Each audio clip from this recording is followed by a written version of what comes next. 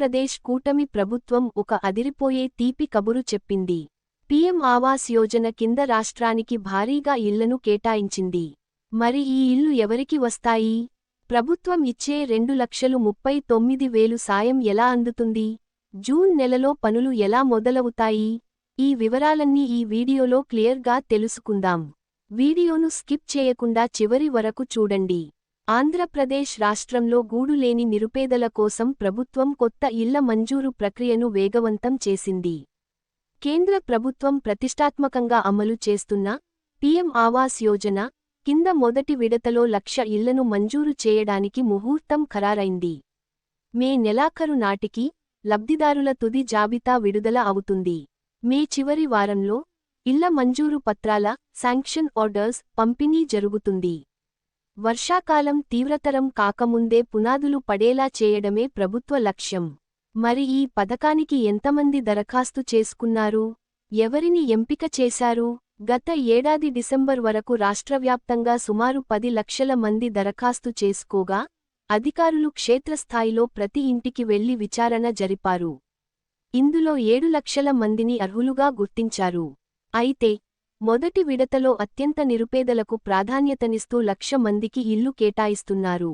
మిగిలిన వారికి తదుపరి విడతల్లో ఖచ్చితంగా ప్రాధాన్యత ఉంటుంది. దరఖాస్తు చేసుకున్న వారు ఆందోళన చెందాల్సిన అవసరం లేదు.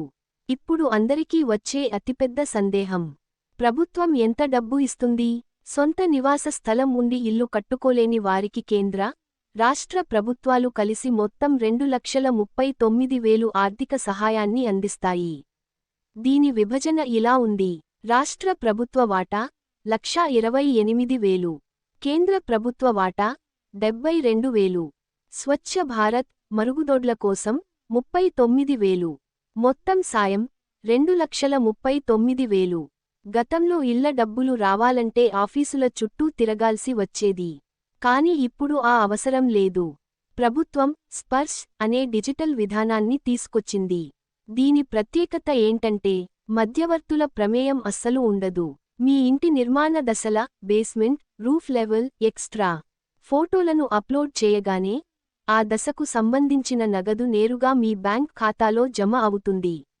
రూపాయి కూడా లంచం ఇవ్వాల్సిన అవసరం లేకుండా పారదర్శకంగా ఈ ప్రక్రియ సాగుతుంది. చూశారుగా, సొంత ఇంటి కల నెరవేర్చుకోవాలనుకునే వారికి ఇది ఒక గొప్ప అవకాశం.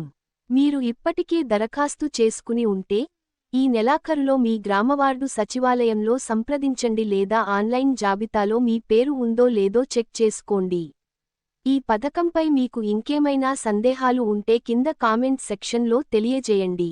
అలాగే ఈ ఉపయోగకరమైన సమాచారాన్ని మీ స్నేహితులకు, బంధువులకు షేర్ చేయడం మర్చిపోకండి. మరిన్ని లేటెస్ట్ గవర్నమెంట్ అప్డేట్స్ కోసం మన ఛానల్ని ఇప్పుడే సబ్స్క్రైబ్ చేసుకోండి. జూన్ నెల నుండి నిర్మాణ పనులు ప్రారంభం కానున్నాయి.